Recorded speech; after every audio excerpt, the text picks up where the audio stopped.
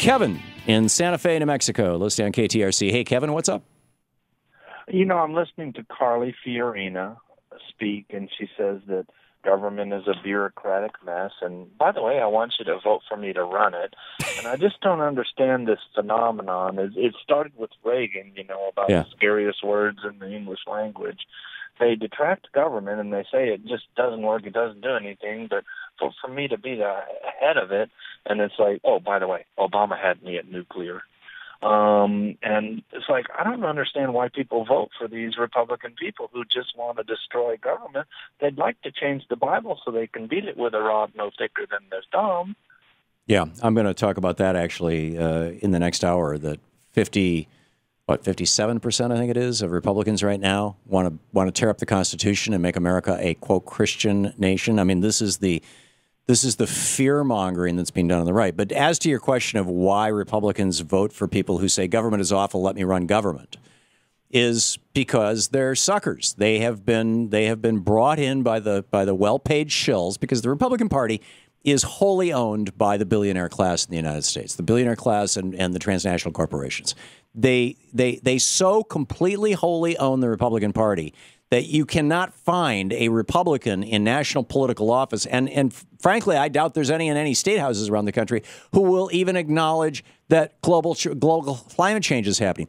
Ben Carson just announced yesterday announced that he's running for president of the United States as a Republican, a neurosurgeon. He's got a medical doctor's degree, MD, medical doctor, as in like PhD, you know, doctor of philosophy or doctor of sciences, SD, whatever it may be.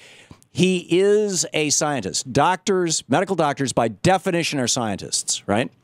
When asked about evolution and climate change yesterday, Carson said, "I'm not a scientist." This is like now the standard shtick.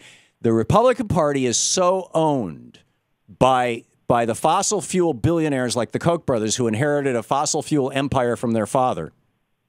It is so owned by them that they are unable to say what they know to be true.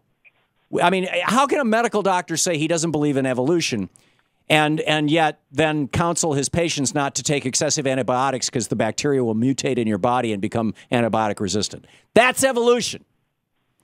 So the Republican Party is so completely owned at the level of the shills, which is the politicians, so completely owned by the billionaires that they have to say things that they know are lies in order to bring along the suckers.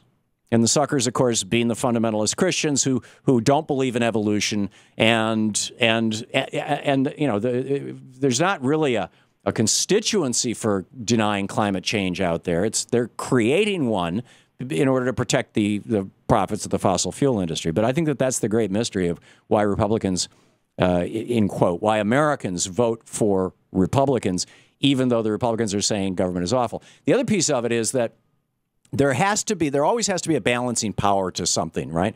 Whenever one thing emerges and just consumes all the, and Kevin, thank you for the call. Excellent question. Whenever one thing emerges and just starts consuming all the energy from an organism, you know, if a bunch of cells or even one cell in your body says, you know, I'm going to take over.